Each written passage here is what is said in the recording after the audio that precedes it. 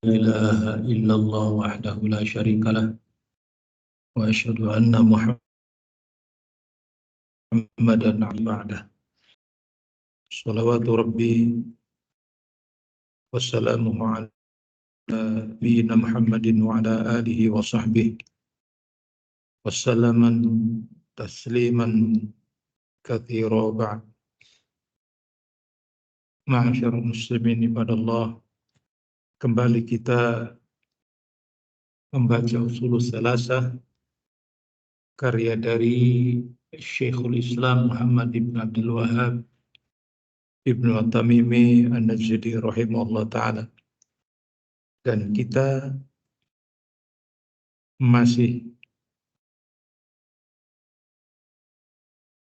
di bagian terakhir yang saya maksudkan berkaitan dengan Arkanul Islam. Yang kelima itu haji. Dan sudah kita jelaskan pada pertemuan yang telah lalu tentang perkara ini, bahwa rukun Islam yang terakhir ini adalah perkara yang besar, karena terkumpul padanya dua amaliyah, yaitu amaliyah yang sifatnya badaniyah dan maliyah. Sehingga perkara ini adalah perkara yang menjadi amaliyah yang besar, sehingga bagi para pelakunya bukan saja dia akan mendapatkan kedudukan mulia di dunia, bahkan di yaumil akhir dia akan terbebaskan dari api neraka jahanam, sebagaimana disebutkan dalam hadis-hadis yang sahih bahwa al-hajjul mabrur laisa lahu jazaa'un illa jannah. Haji yang mabrur itu adalah tidak ada balasan baginya kecuali surga. Ini menunjukkan bahwa amalan ini adalah amalan yang besar.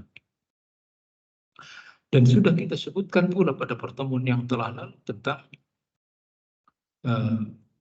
kewajibannya dari melaksanakan ibadah haji berdasarkan seruan dari Allah Subhanahu wa taala, walillahi 'alan nasi hajjul bait. Walillahi yakni fardun wa haqqun wa wajib lillah. Ini adalah bentuk kewajiban, fardu dan hak yang harus ditunaikan dari Allah Subhanahu wa taala untuk kita semuanya, bagi manusia. Dan Nabiullah Ibrahim diperintahkan oleh Allah Subhanahu wa taala untuk menyeru manusia, wa adzin fin nasi bil haji. Maka serulah manusia untuk melaksanakan haji. Yang niscaya mereka akan mendatangimu, baik itu dengan jalan kaki maupun dengan mengendarai unta yang sudah kepayahan saking jauhnya. Bi kulli fajjin amik, dari berbagai penjuru dunia. Ini pun menjadi ketetapan dari Allah Subhanahu wa taala bahwa haji tidak lepas dari syariatnya Nabi Allah Ibrahim alaihissalam. Dan Nabi Ibrahim diperintahkan oleh Allah Subhanahu wa taala untuk menyerunya. Walaupun beliau, sebagaimana sudah kita sebutkan riwayatnya, sebagaimana disebutkan oleh Imam Ibnu Katsir dalam tafsirnya, bagaimana aku bisa yakni menyeru mereka, ya Rabb. Kata Allah Subhanahu wa taala, udah seru saja. Bukan urusanmu apakah mereka mendatangi atau tidak, itu bukan urusan, katakanlah hasil, bukan urusan manusia. Maka Nabi Ibrahim pun berdiri di atas bukit Safa untuk menyeru manusia untuk melaksanakan ibadah haji. Diserunya manusia, maka manusia dari berbagai penjuru dunia memenuhi seruan Nabiullah Ibrahim, labbaik Allahumma labbaik, sebagaimana sekarang ini sudah bisa kita rasakan bersama. Selesai penjelasan kita dalam pertemuan yang telah lalu tentang masalah ini. Ma'asyiral muslimin ibadallah, beberapa perkara ingin saya jelaskan berdasarkan apa yang disebutkan oleh para ulama tentang dari aktivitas ibadah haji itu sendiri. Kalau kemarin kita bicara tentang masalah hukumnya, tentang bagaimana berawal ibadah haji itu diserukan.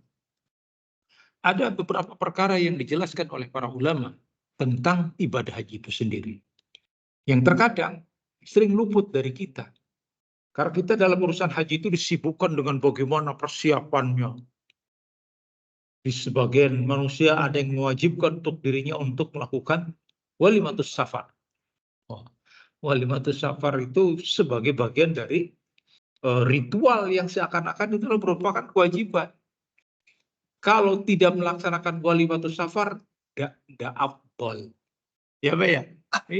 Masa haji berangkatnya selonong gitu saja? Ya undang-undang tetangga. Subhanallah.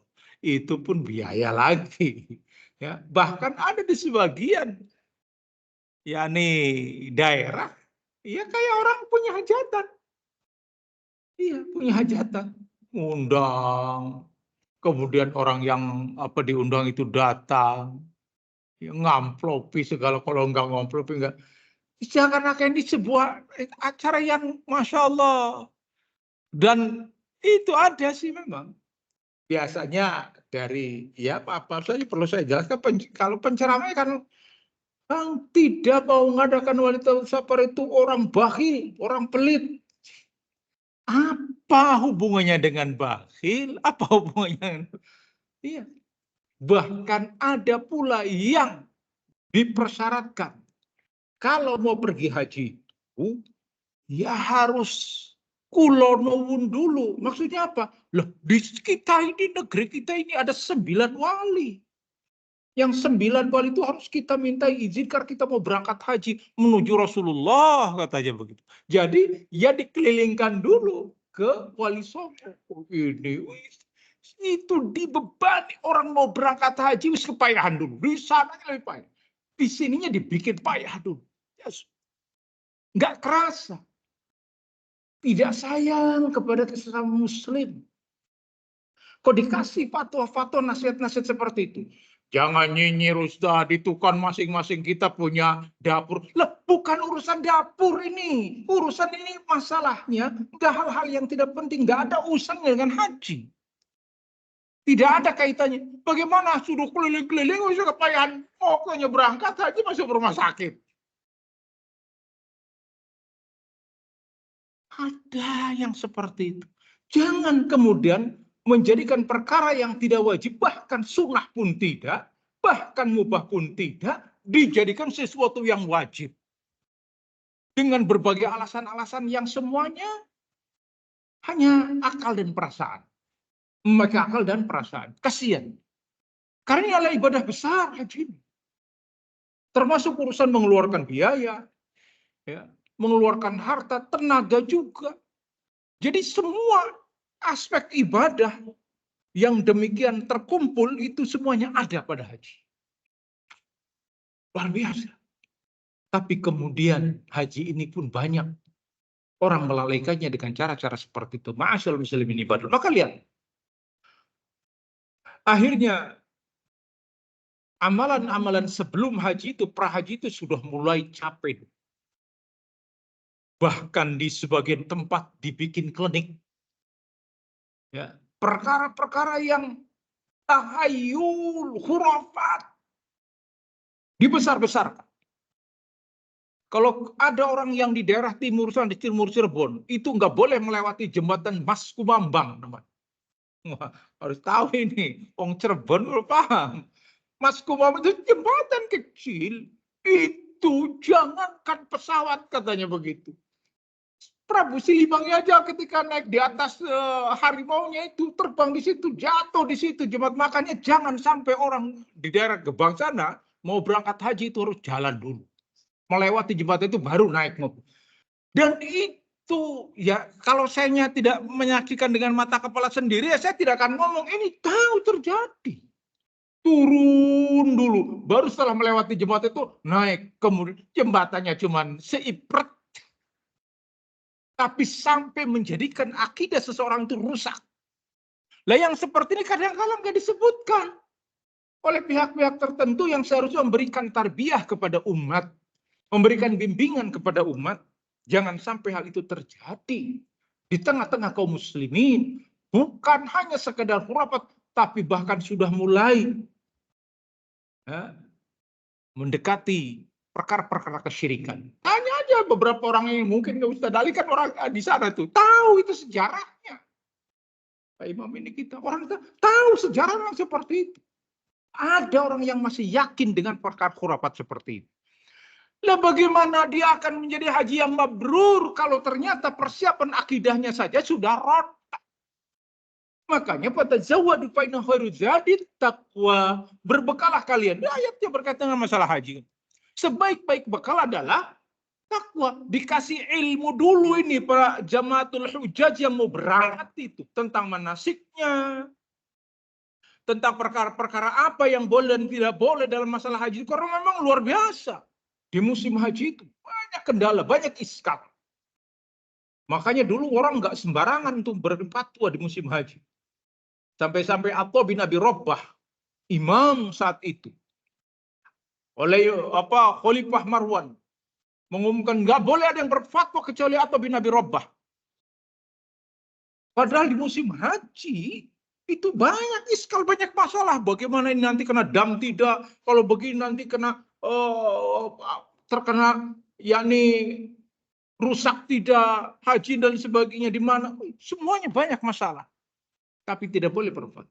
Lah, alhamdulillah sekarang aturan bimbingan itu sudah demikian cetok, jelas begitu. Lah kok ditambah-tambahi urusan akidahnya, diporoti, dihancurkan. Mengerikan sekali. Belum lagi orang, maaf ini kalau saya sebutkan beberapa daerahnya. Dulu, nggak tahu sekarang. Orang Luragung kalau mau haji, nggak mau tinggal dari berangkatnya di Luragung. Iya, nggak mau. Masih ke daerah yang lain. Apa kalau berangkatnya dari sana nggak balik lagi? Tidak mau, tidak bisa, maksudnya mati. Itu sampai ke urusan yang seperti itu ada. Jadi, bagaimana mereka akan mencapai haji mabrur? Yang mulai dari awal sudah bersih akidahnya. Bersih tauhidnya dari berbagai noda kesyirikan. Makanya ma'asyiral muslimin ibadah Allah. Pantas Allah Subhanahu wa taala memerintahkan kepada nabinya untuk memberikan pesan kepada umat. Fatajawwadu. Maka berbekalah kalian. Sebaik-baik bekal adalah takwa. Bukan baju takwa minta oleh-olehnya, baju takwa. Jadi yang dimaksud takwa itu adalah bagaimana benar imannya kepada Allah Subhanahu wa taala. Kata para ulama, disebutkan oleh Syekh Al-Ubasam dalam pengantar beliau di dalam menjelaskan syarah Umdatul Ahkam tentang yakni Kitabul Hajj. Kata beliau bahwa dalam perkara haji ini di sana terkumpulnya manusia sebagai bentuk muktamar Islami al-azim. Muktamar pertemuan umat Islam yang demikian besar. Sekarang dibatasi entah berapa juta. Kalau kemarin-kemarin itu masih 1,5 juta di Masyaril Haram yang sudah kita sebutkan.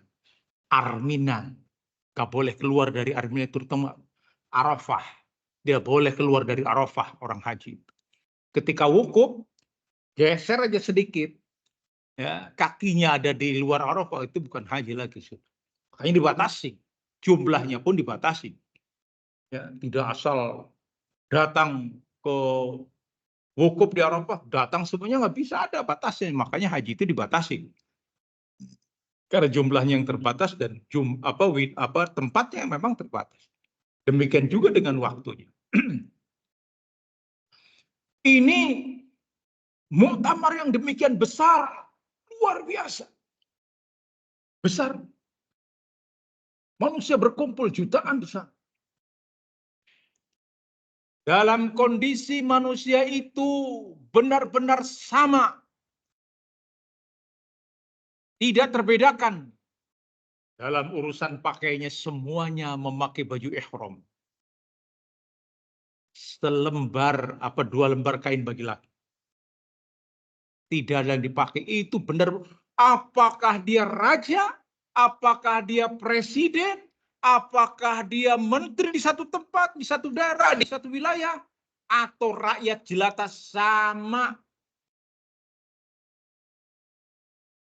Menunjukkan inilah yang dikatakan bahwa Islam itu universal. Islam itu universal. Benar-benar bahwa Islam itu agama yang rahmatan lil alamin untuk seluruh manusia.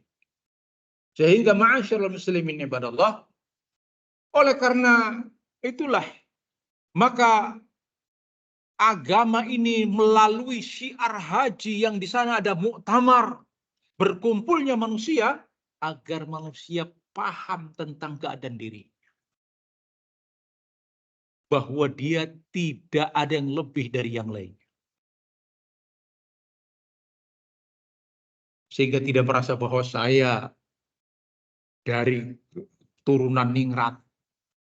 Saya dari keturunan yakni darahnya darah biru dan lain sebagainya. Tidak berlaku itu.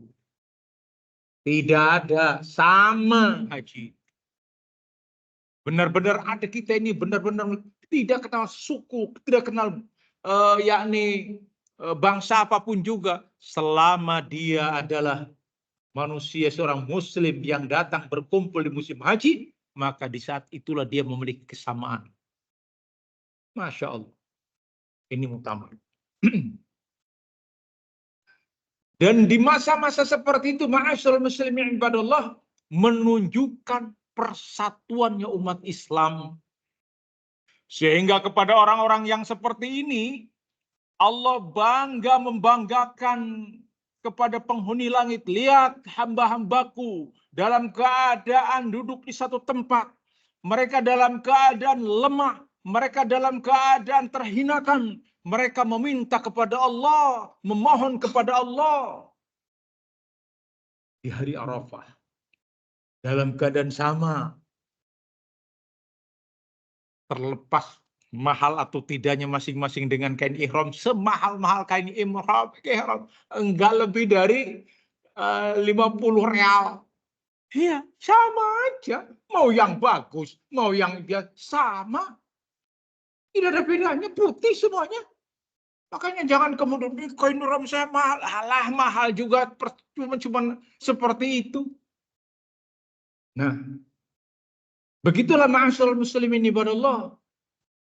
Sama kita. Nah, kondisi sama seperti inilah yang seharusnya menjadi sebuah pemahaman dan keyakinan pada diri kita.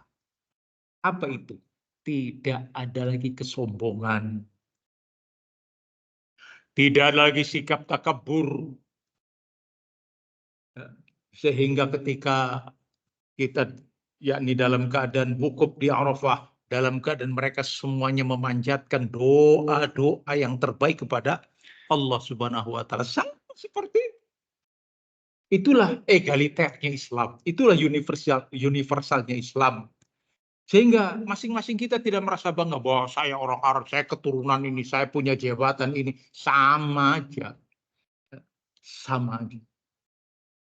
Demikianlah ma'asyiral muslimin ibadallah yang seharusnya dipahami oleh kita semuanya tentang di sanalah berkumpulnya manusia.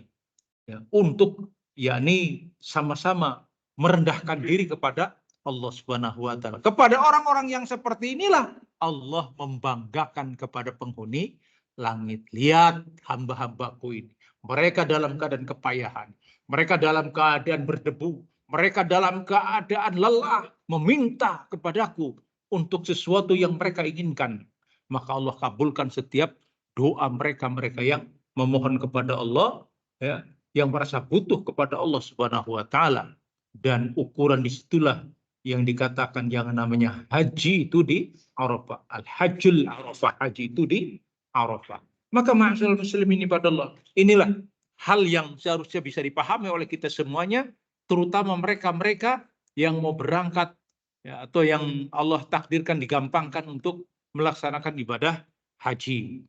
Bukan untuk bersombong-sombongan. Sehingga ketika selesai musim haji dan pulang ke kampungnya, pulang ke tempat masing-masing, dalam kondisi sama keyakinannya seperti itu. Tidak ada lagi kesombongan, nggak ada lagi petentengan. Tidak berbangga-bangga dengan gelarnya. Bahkan kada pengen-pengen. Pak Haji, Pak Haji, Bu Haji, Bu Haji. Undangannya datang. Saya nyaksikan sendiri ini, ada undangan.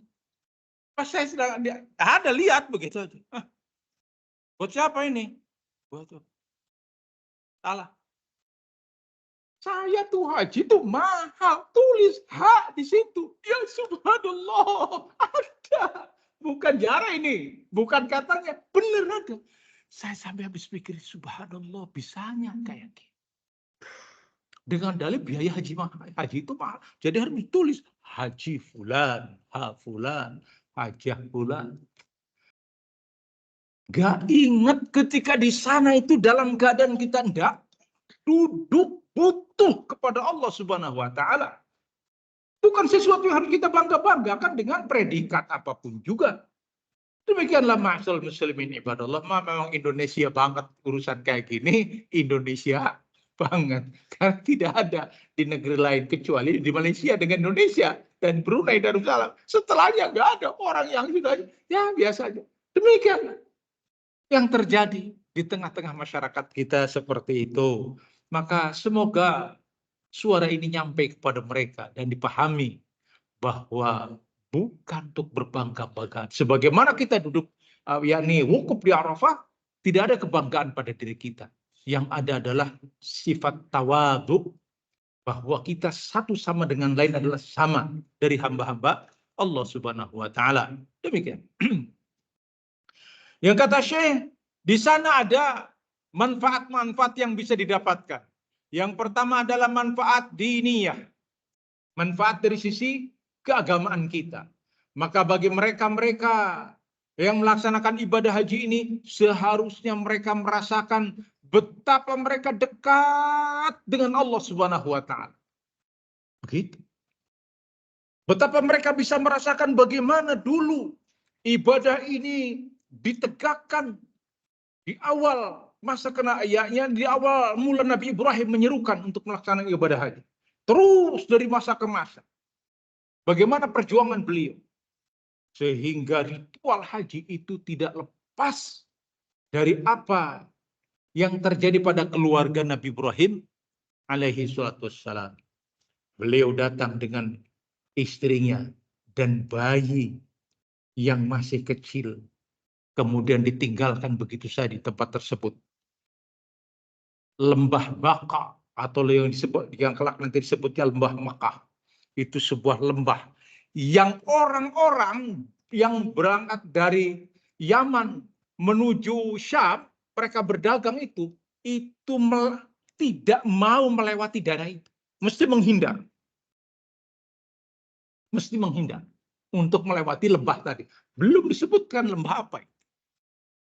Ada kafilah yang kafilah dagang dari Syam ke Yaman, dari Yaman ke Syam terus dari waktu itu ada. Tapi mereka tidak mau melewati lembah tersebut. Namun ketika Allah perintahkan Nabi Allah Ibrahim untuk datang ke tempat tersebut dan kemudian meninggalkan istri dan anaknya, dalam keadaan Nabi Ibrahim tidak mau berpaling kepada mereka. Sampai ke istrinya, ya Ibrahim, a'amarakallah bihada. Wahai Ibrahim, apakah ini perintah Allah? Kata Nabi Ibrahim, ya, ini perintah Allah. Apa kata istrinya? Idzan la yudayyi'uni. Jika demikian Allah tidak akan menyanyiakan aku. Keyakinan ini ma'asyiral muslimin ibadah Allah. Seorang ayah mana berani tega untuk meninggalkan anak dan istrinya. Kalau bukan perintah Allah, dia tidak akan mau. Siapapun kita seperti itu. Melihat anak istri kita ditinggal, wah, sekarang ini nggak apa-apanya. Sebelahnya Indomaret, seberangnya Alfamaret, sananya Alfamidi, ini TM, ya, tinggal gesek. Sana boro-boro, tidak ada apapun juga. Lembah kematian. Istilahnya para kafilah itu. Tapi ternyata ditundukkan oleh seorang wanita yang demikian kuat keyakinan, tegak, maka dia terus berupaya. Wajar, ada ikhtiar, ada perjuangan mencari air karena kehabisan sudah air, sekantong air yang sudah dia dibekali oleh keluarga, oleh suaminya itu sudah habis. Maka wajar seorang ibu khawatir dengan keadaan anaknya, maka dia lari ke sana ke sini, terus lari ke bukit sana, barangkali melihat ada air, lari lagi. Itu yang dikatakan bukit antara Safa dan Marwah. Ya, yakni sa'i seperti itu sekian kali, dan itu diabadikan dalam bentuk ritual, ya, ibadah umroh dan haji. Nah, tawaf, setelah tawaf kemudian ada yang namanya sa'i antara Safa dan Marwah, dihitung 7 kali bolak-balik. Dan itu sekarang Masya Allah dalam keadaan tempatnya nyaman, AC keluar dari samping kiri, samping kanan, jalannya sudah lurus, Bukit Safa itu sudah dalam keadaan di etalase kaca. Ini Bukit Safa, sana Bukit Marwah, padahal dulunya kan tinggi. Digampangkan, dimudahkan. Dan pelajarannya adalah tetap tidak hilang. Al-ibrah fi umumil lafadz, la fi khusus sabab. Ibrah itu dari keumuman lafadznya, itulah perjuangan seorang wanita. Begitu. Ini bukan kaleng-kaleng perjuangannya. Nah, dan Allah berikan balasan dari perjuangannya itu, yaitu dengan diketemukannya air Zam-Zam. Ketika air Zam-Zam itu dari Ismail, bayi Ismail yang berupaya untuk terus meronta-ronta dan kakinya memukul-mukul tanah, maka keluarlah air dari situ. Dan ketika air sudah ada, maka seperti biasa hewan-hewan pun datang, burung-burung itu turun untuk mencari air. Dan para kafilah-kafilah dagang itu tahu, oh di situ ada air. Ternyata di lembah yang dulu mereka tidak mau melewatinya. Maka datanglah ke sana. Didapati seorang wanita dengan anaknya yang masih kecil. Dulu masih ada adab. Begitu. Masih punya adab. Walaupun perempuan lemah, hanya dengan bayinya. Kalau zaman sekarang, kalau para begal-begal itu tinggal cerok, sudah selesai kan? Lah iya. Begal-begal ini walaupun hidup di zaman modern, itu adabnya nggak benar-benar ada hutan. Ya. Adabnya adab hutan. Nggak punya adab. Ya. Nggak ada akhlak. Dulu orang datang ke situ minta izin. Bolehkah kami mengatakan diri? Lihat. Tapi mereka tidak merebutnya. Tapi meminta izin. Beda dengan sekarang. Dai kepada tauhid, kepada sunnah, tapi ketika melihat ada orang lain punya fasilitas dan lain sebagainya, bagaimana caranya menguasai dengan berbagai cara, dengan berbagai tindakan yang culas, tipu menipu dan lain sebagainya dalam rangka untuk menguasai hak orang lain. Ada di tengah-tengah kaum muslimin. Banyak hal yang seperti itu sehingga terjadi pengambil alihan, aset, pondok, yayasan dan lain sebagainya dengan dalih-dalih yang sangat tidak punya adab, ya, tidak pernah membangun, tidak pernah melaksanakan apapun juga, tapi ketika melihat ini bagus, maka bagaimana caranya melakukan tipu daya. Ini banyak terjadi di tengah-tengah kaum muslimin dengan cara-cara najis seperti itu. Maka setelah mereka minta izin, maka mereka yang namanya tempat air, karena sumber air itu luar biasa. Ketika air melimpah, maka mereka mulai tinggal di situ satu keluarga. Nah, sampai kemudian ketika Nabi Ismail besar dan dewasa dan nikah dengan salah satu dari penduduk negeri Yaman yang ada tinggal di situ. Sampai kemudian muncullah yang dikenal dengan istilah bangsa Arab. Dari bangsa Arab ini menyebar ke berbagai negara, ke berbagai wilayah. Sedangkan yang di Mekah inilah yang kemudian yang menguasailah suku Quraisy. Itu kesemuanya itu ma'asyiral muslimin ibadallah, dibangun di sebuah keyakinan pada diri orang-orang yang melakukan ibadah haji ini bahwa itulah prinsip agama, ya, yang harusnya membangun keimanan yang kuat pada diri-diri mereka. Bagaimana napak tilas perjuangan Nabiullah Ibrahim dan keluarganya sampai seperti itu, yang harus membangun agama kita seperti itu. Bahwa agama kita adalah agama yang dibangun dengan kejujuran, yang dibangun dengan keikhlasan, yang dibangun dengan perjuangan yang tidak mudah dari para pendahulu kita. Juga ada manfaat duniawiyah.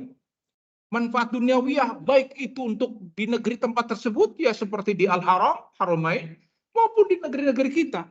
Bayangkan, urusan ibadah haji ini bukan harga-harga yang murah. Lihat, hampir di setiap tempat di daerah kita ini ada asrama haji. Entah fungsinya kemudian jadi apa, nggak jelas. Ya kan? Asrama haji bahkan belum sudah dibangun lagi. Di daerah mana itu? Asrama haji. Padahal sudah ada asrama haji, tetap menunjukkan duit haji itu omber. Iya, luar biasa. Nggak tahu itu apa, dari mana orang bangun. Yang jelas kan tulisannya asrama haji. Sekarang asrama haji di kita ya sudah nggak jelas itu. Jadi apa? Seperti itu. Apakah ini sudah menjadi aset Pemda? Iya, tulisannya asrama haji, kita husnudon itu dibangun dari biaya haji. Dan dana abadi haji ini luar biasa. Ya, itu bukan urusan kita untuk urusan auditnya, karena kan nggak ngerti. Intinya adalah itu dana dari umat Islam yang ingin melaksanakan ibadah haji. Menunjukkan besar jumlah. Manfaat duniawiyah. Kalau di sananya, jangan tanya lagi. Dari waktu ke waktu urusan haji luar biasa. Ya, luar biasa. Dan Masya Allah, Allah berikan sebuah negeri yang mengelola haji ini luar biasa. Kalau saya pernah ngobrol dengan yang sempat beberapa teman yang di sana, yang grup Bin Laden itu yang membangun Masjidil Haram. Kalau bukan pemerintah Saudi, ini marmer yang sebesar yang nempel di tembok, marmer itu kalau gompel sedikit lepas. Gompel sedikit enggak. Total quality controlnya luar biasa. Dan satu lembar marmer jangan tanya harganya, sudah. Jangan. Pokoknya yang terbaik di dunia. Marmer yang terbaik. Sehingga masalah kalau kita tawaf itu nggak terasa walaupun panas, nggak terasa kaki kita ini kepanasan. Demikianlah. Belum sound systemnya, belum sesuatu yang Masya Allah sudah dimudahkan. Katanya Indonesia ini negara pertanian kayaknya apa? Ada buah-buahan yang di sini nggak ada, di sana ada. Dan yang di sini ada, di sana ada, harganya lebih bagus yang di sana. Ya memang demikian, Allah mudahkan. Dimudahkan. Dan harganya nggak pernah robah. 10 tahun yang lalu, jus, ya 5 real, ya 5 real sampai sekarang ini. Iya, tidak berubah. Ajaib. Kenapa? Mungkin 15 tahun yang lalu, ya harganya segitu-gitu aja. Yang berubah itu kan duit kita. Karena kita harus berat bayarnya. Ya kan? Iya. Istilahnya nilai tukarnya ada yang berbeda. Ada nilainya sama. Demikianlah ma'asyal muslimin ibadah. Manfaat dunia luar biasa. Di hari-hari biasa yang jamaah umroh itu. 1 detik ini pesawat yakni tinggal landas ya, di saat yang hampir bersamaan juga ya, yakni landing terus begitu, tidak habis-habis, berangkat sekian ribu orang, datang sekian ribu orang, dan itu dilayani sebagai tamu-tamu Allah Subhanahu wa Ta'ala. Adapun cerita-cerita itu dan lain sebagainya, hanya cerita-cerita yang istilahnya bumbu-bumbu saja, ma'asyal muslimin yang mau ingin diskreditkan. Yang ada memang, nah barakallahu fikum, terkadang banyak orang-orang yang yakni koper-kopernya diperiksa ternyata isinya obat-obat kuat. Lah iya, jamu-jamu ilegal yang dibawa ke sana. Lah ada yang ketangkap, itu kan begitu. Buku kawin palsu ada, subhanallah. Ya begitulah. Ya, ini banyak hal yang seperti bukan manfaat duniawi, itu memanfaatkan hal-hal yang seperti itu. Padahal aslinya tidak demikian. Manfaat di duniawiahnya luar biasa. Ada orang mau berangkat haji, tapi sambil ada usaha boleh? Boleh. Tidak mengapa kalau memang ada sesuatu yang legal, yang halal. Ya. Sampai ada beberapa orang jemaah haji sengaja di sini bawa teh. Di sana kan tehnya beda, akhirnya di sana jualan teh. Sampai biaya untuk hajinya juga tergantikan. Boleh tidak? Tidak mengapa. Tidak mengapa. Laisa alaikum junan an tabtagu fadlan min rabbikum.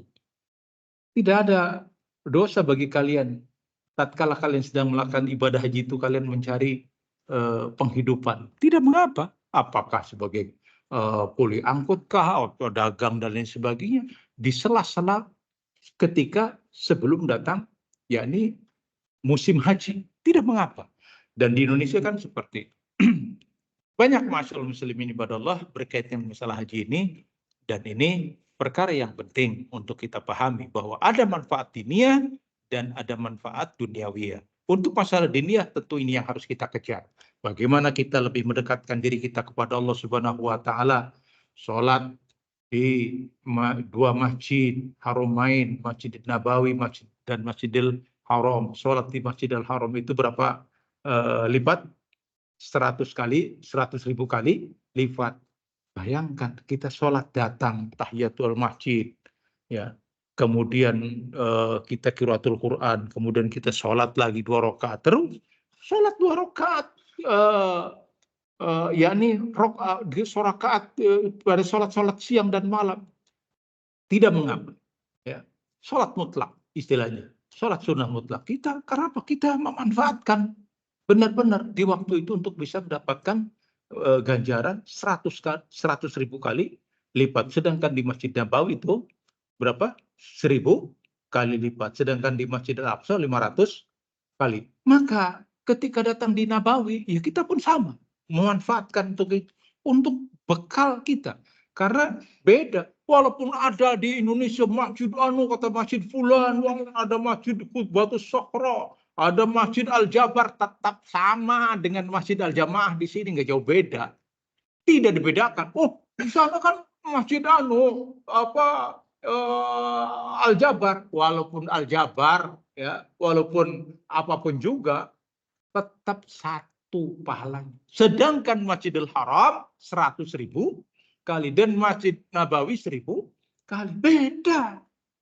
Enggak, ini kan lain masjidnya. Masjid Sunan, Mahmud Sunan apapun juga tetap sama. Ini penting. Ya. Manfaat seperti ini benar-benar kita semangat untuk melakukannya. Masyaallah muslimin ibadallah.